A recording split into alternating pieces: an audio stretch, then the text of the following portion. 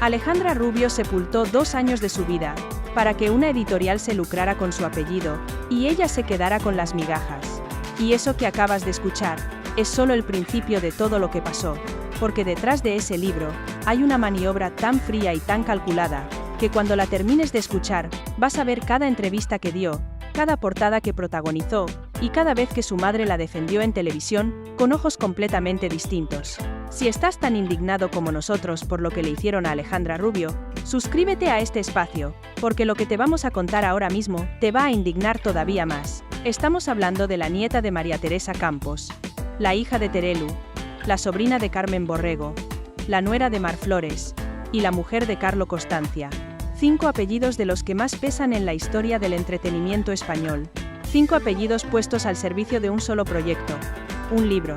El que tenía que demostrar que Alejandra podía ser algo más que una hija famosa. 2 años de trabajo.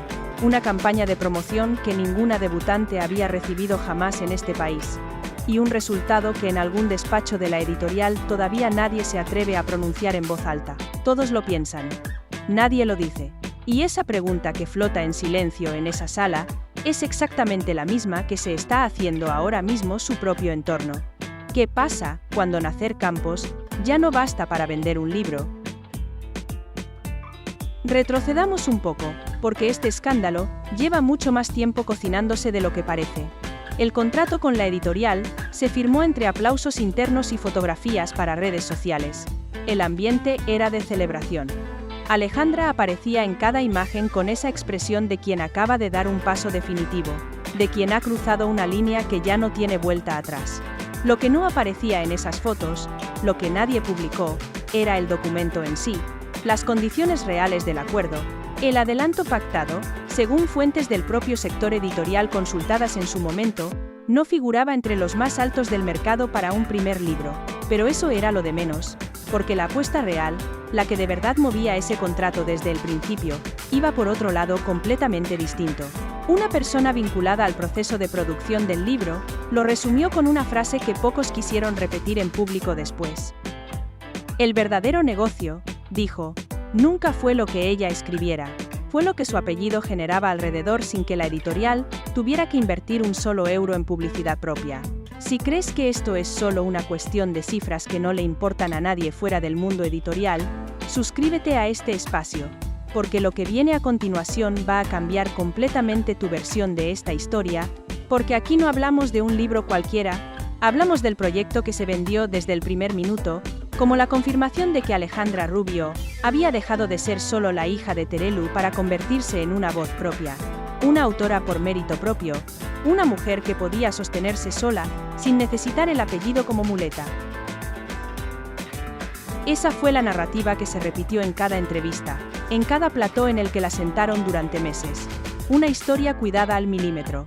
Y como toda historia cuidada al milímetro, tenía una fecha de caducidad que ya estaba marcada en algún calendario que Alejandra nunca llegó a ver.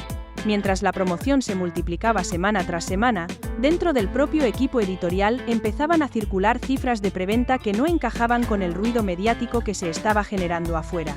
Una cosa era la cantidad de minutos en televisión. Otra muy distinta era la cantidad de personas dispuestas a acercarse a una librería y pagar por ese libro. 2 magnitudes que en teoría debían ir de la mano, que en cualquier lanzamiento exitoso van de la mano. En este caso, se separaron de forma silenciosa, casi vergonzante, semana tras semana, sin que nadie en el entorno cercano de la familia mencionara esa separación en público todavía. Pero el silencio tiene un sonido muy característico cuando viene de una familia que normalmente llena cada plato de España con sus declaraciones. Y ese sonido, esa ausencia de palabras sobre el rendimiento real del libro, empezaba a hablar más alto que cualquier entrevista. Quédate, porque lo que estaba ocurriendo en paralelo, mientras las cifras se torcían, era mucho más revelador que cualquier número, y apuntaba hacia algo que nadie en esta historia quería nombrar todavía. Lo que ocurría en paralelo tenía nombre y apellidos, aunque al principio llegó disfrazado de otro asunto completamente distinto. Carmen Lomana, ajena por completo al tema del libro, dejaba caer en esos mismos días una reflexión sobre otra rama de esta misma galaxia mediática, que terminó encajando como una pieza incómoda dentro del mismo puzzle. Hablaba de cómo ciertas personas son capaces de utilizar a quien les ha dado exposición, siempre que les conviene hacerlo. La frase iba dirigida al caso de Irene Rosales y su exmarido, un asunto completamente separado en apariencia. Pero el patrón de fondo, el de exprimir un vínculo hasta la última gota sin importar el coste real para quien presta su nombre, empezaba a sonar extrañamente familiar dentro del caso de Alejandra. Esas palabras no estaban pensadas para ella, y sin embargo encajaban con una precisión que ponía los pelos de punta. Mientras tú escuchas esto, en las redes sociales empezaba a circular una comparación que dolía más que cualquier crítica directa. Usuarios sin un solo segundo de cobertura mediática, sin apellido conocido, sin un equipo de relaciones públicas gestionando su imagen, estaban logrando cifras de ventas superiores con sus propias publicaciones. Gente que nadie reconocería por la calle vendiendo más que la nieta de la mujer que prácticamente construyó la televisión social en España con sus propias manos. Nadie en el entorno familiar quería hablar de eso en voz alta. Pero los comentarios estaban ahí, acumulándose, multiplicándose, sin que ningún comunicado pudiera hacerlos desaparecer. Y esto todavía no es lo más grave que vamos a contarte esta noche. Hay algo que todavía no se ha dicho con suficiente claridad y que cambia el peso de todo lo anterior. Alejandra Rubio no llegó a este proyecto sin avisos previos. Hubo voces cercanas, personas con trayectoria en el mundo editorial que conocen de primera mano cómo funciona esta industria, que intentaron matizar el entusiasmo inicial con el que se estaba viviendo la firma del contrato, voces que señalaban, con datos concretos sobre la mesa, que el segmento de lectores al que apuntaba el libro era uno de los más difíciles de capturar en el mercado español actual. Un segmento que no se mueve por apellidos ni por portadas de revista. Un segmento que exige al texto sostenerse solo, sin red, sin el ruido mediático que puede fabricarse alrededor de cualquier lanzamiento si detrás hay un apellido con suficiente tracción televisiva. Esas advertencias llegaron, fueron escuchadas con educación, y después fueron ignoradas. Porque el calendario de la firma ya estaba cerrado, las fotografías ya estaban programadas, y la maquinaria mediática familiar ya había empezado a girar. Detenerla en ese punto habría costado más, en términos de imagen pública, que cualquier resultado comercial adverso que pudiera venir después. Esa fue la primera decisión que selló el final de esta historia, mucho antes de que el libro llegara a las librerías. Y todavía no hemos llegado a la parte que nadie quería que saliera. Aguanta, porque lo que sigue levanta el telón sobre algo que esta industria lleva años haciendo a la vista de todos sin que casi nadie lo nombre con la claridad que merece. Los primeros en romper el silencio, aunque fuera de forma indirecta, fueron periodistas especializados en el sector editorial. Empezaron a aparecer informaciones sueltas, casi en formato de rumor, sobre el rendimiento económico real del proyecto. Cifras que, comparadas con la inversión mediática recibida, resultaban casi insultantes cuando se ponían una al lado de la otra. 2 años de trabajo, una campaña de promoción sin precedentes para una debutante y un resultado económico que, según las primeras estimaciones que empezaban a filtrarse, apenas cubría una fracción mínima de lo que cualquier persona esperaría después de semejante despliegue de recursos mediáticos. La imagen pública construida durante meses era la de una autora exitosa, validada por su propia voz, heredera natural de un legado que se remonta a su abuela. Lo que empezaba a filtrarse, en cambio, hablaba de un fracaso comercial, que ni el aparato familiar al completo había logrado maquillar del todo. Las reacciones del entorno cercano llegaron envueltas en eufemismos cuidadosamente elegidos. Nadie quiso hablar de fracaso, se habló de proceso, de aprendizaje, de primer paso en una carrera literaria que apenas empieza.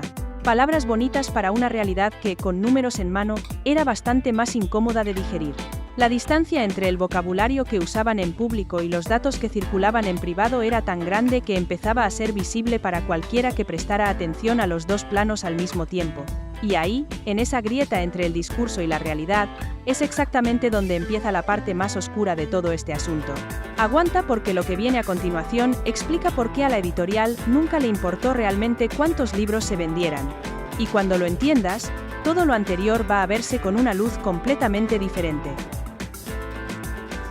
Cuando una editorial firma con una figura mediática de este calibre, el retorno que busca no siempre llega de las ventas directas del ejemplar. A veces, y esto es más frecuente de lo que la industria admite públicamente, Lo hace pensando en la exposición que esa firma genera para el resto del catálogo, para la marca editorial, para el propio nombre de la casa que publica. Un contrato puede cerrar con ventas individuales discretas y al mismo tiempo generar un éxito rotundo en términos de visibilidad de marca. Esto explica algo que a primera vista no tenía ningún sentido. Si las cifras eran tan bajas como apuntaban las primeras filtraciones, ¿por qué nadie en la editorial mostraba preocupación pública? ¿Por qué no había ni un comunicado, ni una nota de prensa intentando controlar la situación? Ni una declaración de ningún responsable editorial defendiendo el proyecto con datos? La respuesta, según fuentes cercanas al sector consultadas de forma independiente, era tan sencilla como incómoda. Para la editorial, el contrato había cumplido su función mucho antes de que el libro llegara a las librerías. Meses de cobertura mediática gratuita, entrevistas, portadas, menciones constantes en programas de máxima audiencia, todo eso tenía un valor publicitario que, sumado, superaba con creces cualquier pérdida derivada de unas ventas mediocres. Alejandra creía estar protagonizando el lanzamiento de su carrera literaria. La editorial estaba ejecutando con absoluta frialdad una estrategia en la que el libro era apenas la excusa visible. Ella ponía el apellido, la cara y las horas de promoción. La editorial se quedaba con la exposición de marca. Y quien terminaba cargando con la etiqueta de fracaso en caso de que las cifras se filtraran, era la persona que prestó su nombre para ejecutarlo. Y si todavía piensas que ya conoces lo peor de todo esto, suscríbete a este espacio ahora mismo, porque lo que falta por salir es lo que de verdad lo cambia todo, y nadie en esta historia se esperaba que llegara a saberse. Alejandra Rubio llegó a esta historia, arrastrando el peso de 4 generaciones de mujeres, que construyeron sus carreras sobre la exposición pública constante. Su abuela, su madre, su tía, y ahora ella, la primera de esa cadena que se atrevía a salir del terreno televisivo para intentarlo en un formato completamente distinto, uno donde el apellido por sí solo no garantiza absolutamente nada porque el lector, cuando abre un libro, no ve una cara conocida, ve palabras, y las palabras se sostienen solas o no se sostienen. Nadie en la familia Campos le había explicado eso antes, o si alguien lo pensó, no lo dijo en voz alta a tiempo. Dentro del propio entorno empezaban a escucharse comentarios mucho menos entusiastas sobre la decisión de Alejandra de exponerse de esta forma. Algunas voces cercanas a la familia, que prefieren mantenerse en el anonimato, apuntan a que ni siquiera Terelu estaba completamente convencida de que ese fuera el momento adecuado, que sabía el escrutinio que eso iba a suponer sobre su hija. Pero la presión, según estas mismas fuentes, vino también desde dentro, de la necesidad de mantener viva una narrativa familiar que, generación tras generación, depende de seguir generando titulares para seguir existiendo en el mapa mediático español. Un libro con ese apellido en la portada nunca había sido, en esta familia, solo un libro. Siempre fue también un titular. Y los titulares, en esta industria, tienen un precio que a veces no se nota hasta que ya se ha pagado por completo. Prepárate porque el dato que conecta todo lo que acabas de escuchar está a punto de salir, y cuando llegue, todo lo anterior va a tener un significado completamente distinto. Hay un detalle que casi nadie mencionó con suficiente claridad durante todos estos meses. El contrato firmado por Alejandra Rubio incluía condiciones bastante alejadas de las que suele firmar un autor convencional. Cláusulas adicionales relacionadas con apariciones públicas, entrevistas concedidas y presencia en redes sociales vinculadas directamente a la promoción del libro. Su valor para la editorial se medía también en presencia mediática generada, en minutos de televisión conseguidos, en portadas, en menciones en programas de máxima audiencia. Esto cambia por completo la forma de interpretar cualquier cifra de ventas que se haya filtrado hasta ahora, porque si la editorial diseñó ese contrato sabiendo que el verdadero retorno vendría de la exposición y no de las librerías, entonces las ventas discretas nunca fueron un fracaso para ellos. Fueron exactamente lo que esperaban. Lo que nunca esperaron tener que gestionar fue que esa estructura tan favorable para sus intereses terminara siendo tan visible para tanta gente al mismo tiempo. Fuentes del entorno editorial, consultadas por separado, coinciden en que lo que se construyó alrededor del lanzamiento fue, en términos técnicos, una campaña publicitaria disfrazada de proyecto literario, con una autora que creía estar construyendo algo propio, con una familia que creía estar apoyando a uno de los suyos, y con una editorial que observaba cómo se acumulaban los minutos de televisión gratuitos semana tras semana, mientras el libro esperaba en las estanterías de las librerías sin moverse demasiado. Mientras tú escuchas esto, piensa en cuántas veces hemos visto a alguien lanzarse a un proyecto presentado como una declaración de independencia, sin saber que detrás del papeleo alguien ya había calculado que esa independencia era parte del espectáculo. Quédate hasta el final, porque la confirmación de todo esto, la que nadie del entorno quería que saliera con nombres y detalles, está a punto de llegar. La verdad completa salió a la luz cuando una fuente directamente implicada en el cierre del contrato confirmó sin rodeos lo que hasta entonces era solo sospecha compartida en voz baja. La editorial sabía desde el primer borrador de la negociación que las posibilidades de un éxito comercial masivo eran bajas. Lo sabía. Y firmó igual, porque lo que estaba comprando con ese contrato no era un bestseller. Estaba comprando 6 meses de titulares, portadas y minutos de televisión con el apellido Campos como reclamo permanente sin tener que pagar ni un euro de publicidad propia.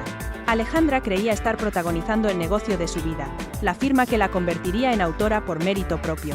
Lo que en realidad sostenía entre las manos, sin saberlo, era el cebo de una estrategia diseñada mucho antes de que ella pusiera su firma en ningún documento. Los lectores nunca fueron el objetivo real de aquel contrato. El objetivo que de verdad importaba en las cuentas de la editorial era la atención mediática gratuita que su entorno familiar genera de forma automática cada vez que alguno de sus miembros aparece en algún sitio. Alejandra puso la cara. La editorial puso el sello. Y el negocio solo fue bueno para uno de los dos lados de esa mesa. Y si crees que Alejandra Rubio merece saber por fin toda la verdad de lo que pasó con ese libro, suscríbete a este espacio, porque esta historia no ha terminado, y aquí no vamos a dejar de contarla. Las cifras finales, una vez hechas las cuentas reales con impuestos y comisiones descontados, dejaron a Alejandra con un beneficio que repartido entre los 2 años de trabajo, apenas alcanzaba para cubrir un sueldo modesto durante unos pocos meses. 2 años de entrevistas, portadas, presentaciones en librerías y apariciones en televisión, convertidos en una cantidad que cualquier persona con un trabajo de oficina superaría sin dificultad en el mismo periodo de tiempo. 2 años. Mientras tanto, la editorial cerraba el ejercicio satisfecha. Había conseguido visibilidad de marca durante meses, asociada a uno de los apellidos más mediáticos del país, sin asumir ningún riesgo económico relevante. El negocio había salido exactamente como lo diseñaron. Solo que el negocio nunca fue para ella. Esta revelación cambia por completo cómo hay que leer cada gesto de los últimos meses. Cada entrevista cuidadosamente concedida. Cada portada conseguida sin esfuerzo aparente. Cada vez que alguien dijo que Alejandra Rubio estaba demostrando que podía valerse por sí misma, lejos de la sombra de su madre, estaba reforzando sin saberlo el mecanismo que la editorial había diseñado desde el principio para beneficio propio. Cuanto más se hablaba de independencia, más funcionaba la estrategia que dependía por completo de su apellido. Una trampa elegante. Brillante incluso, si no fuera porque había una persona concreta pagando el precio de esa brillantez con su nombre y su tiempo. Una trampa que cuanto más se observa desde fuera, más hace daño desde dentro. Y lo que hace daño de verdad no es el fracaso comercial. Es descubrir que el proyecto que creías tuyo era, desde el primer día, el proyecto de otra persona. Las reacciones, una vez la información empezó a circular con más fuerza, se dividieron de forma clara. Por un lado, quienes sintieron pena genuina por una mujer joven que se lanzó a un proyecto personal y terminó descubriendo en público que había sido utilizada como herramienta de marketing por personas que solo veían en ella un apellido rentable. Por otro lado, quienes consideraron que eso forma parte de las reglas de un juego en el que ella misma eligió participar voluntariamente, sabiendo perfectamente las ventajas que ese mismo apellido le había dado durante toda su vida. Y ahí está la parte que duele de verdad. Porque los dos bandos tienen razón al mismo tiempo. Terelu, que llevaba meses defendiendo el proyecto de su hija en cada plató en el que se sentaba, se encontró de pronto teniendo que gestionar una situación en la que defender a Alejandra en público implicaba ignorar en privado lo que cada vez más gente sabía. Carmen Borrego mantuvo la distancia prudente que suele guardar en este tipo de episodios. Esa distancia, en una familia que normalmente cierra filas ante cualquier ataque externo, comunica por sí sola algo que nadie dentro se atrevió a formular con palabras. Mar Flores evitó cualquier declaración al respecto. Carlo Costancia desapareció del foco mediático durante todo el episodio. Una ausencia que contrasta de forma llamativa con la exposición constante que ha tenido su mujer durante todos estos meses. El silencio coordinado de los que la rodean dice mucho más que cualquier comunicado que pudieran haber redactado. Durante años, esta familia construyó su marca alrededor de la honestidad, de mostrarse tal cual son delante de las cámaras, sin filtros, sin distancia. Esa fue la promesa implícita con la audiencia durante décadas. Y en el episodio más reciente de su historia, lo que terminó saliendo a la luz fue justamente lo contrario de esa promesa: un negocio calculado al detalle, presentado al público como una aventura personal y espontánea, con toda la familia aplaudiendo desde fuera sin saber, o quizás sabiendo, exactamente a qué estaban aplaudiendo. Para la editorial, mientras tanto, la situación no representa ningún problema real. Cumplieron su objetivo mucho antes de que el libro llegara a las estanterías. Si hubiera vendido más, habría sido una ganancia extra. Como no vendió lo esperado, simplemente lo archivan. Para ellos, el resultado comercial siempre fue secundario.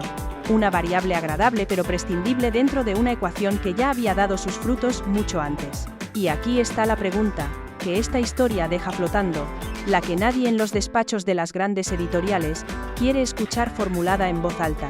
¿Cuántos otros proyectos firmados con rostros conocidos, presentados al público como apuestas literarias genuinas, son en realidad acuerdos publicitarios disfrazados de libro? ¿Cuántas personas han prestado su imagen, creyendo que protagonizaban un logro propio, sin saber que solo estaban firmando el papel que serviría a los intereses de otra empresa, con mucha más experiencia en este tipo de acuerdos? La historia de Alejandra, vista desde aquí, deja de ser un caso aislado. Se convierte en una ventana hacia una práctica mucho más extendida de lo que la industria está dispuesta a admitir públicamente. Una práctica que funciona precisamente porque la persona que presta su nombre nunca llega a ver el contrato que de verdad firmó, el contrato invisible, donde la editorial especificaba cuánto necesitaba de ella y cuánto estaba dispuesta a devolverle a cambio. Para Alejandra, el coste no se mide solo en cifras de ventas, se mide en algo más difícil de cuantificar y mucho más difícil de olvidar. La sensación de haber sido, durante meses, la cara de un negocio que en ningún momento la beneficiaba tanto como aseguraba hacerlo. La sensación de haber trabajado durante 2 años con la convicción de estar construyendo algo propio, algo que le pertenecía de una forma que el apellido heredado nunca podría pertenecerle, y descubrir que esa convicción era parte del diseño.